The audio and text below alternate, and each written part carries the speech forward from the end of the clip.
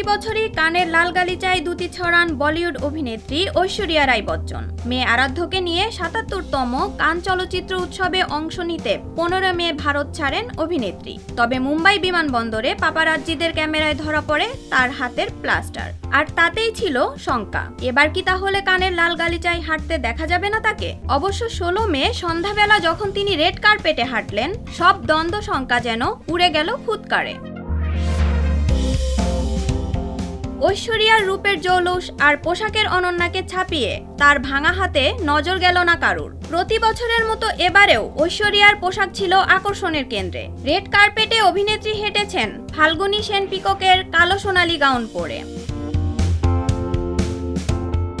গাউনের লম্বা টেইল নজর কাড়ল সবার। উনের টেল জুড়ে সোনালী ফুল যেন বিকশিত হয়েছে। বয়সের ছাপ একেবারেই ধরা পড়ল না। লাল গালিচায় ঐশ্বরিয়ার কালো জাদু মুগ্ধতা ছড়িয়েছে। কালো গাউনের সঙ্গে তার ক্যাটস আইলাইনার এবং বোল্ড লিপ ছিল এক্কেবারে মানানসই। সোনালী স্টেটমেন্ট দুলো চোখ টানল। ডান হাতে সাদা প্লাস্টার নিয়েও কালো গাউন পরে চেনা ছন্দে হেঁটে চমকে দেন ঐশ্বরিয়া। সেই ছবি ভিডিও অনলাইনে ভাইরাল। একজন লিখেছেন, কে বলবে তার হাতে চোট লেগেছে? আপনার আত্মবিশ্বাস দেখে কুর্নিশ জানাতে হয়। আপনাকে ছাড়া লাল গালিচা অসম্পূর্ণ।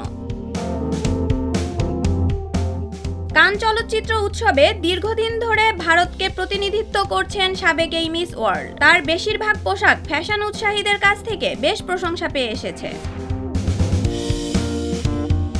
২০০২ সালে কান চলচ্চিত্র উৎসবে ভারী সোনার গয়না পরে হেঁটেছিলেন ঐশ্বরিয়া। ওই বছরই তার ছবি দেবদাস সেখানে প্রিমিয়ার হয়েছিল।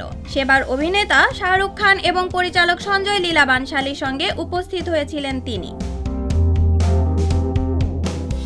এরপর থেকে প্রায় প্রতি বছরই উৎসবে হাজির থেকেছেন এই অভিনেত্রী। অ্যাশ প্রায় ২ দশক ধরে কানে প্রসাধনী জায়ান্ট লরিয়ালের প্রতিনিধিত্ব করেছেন।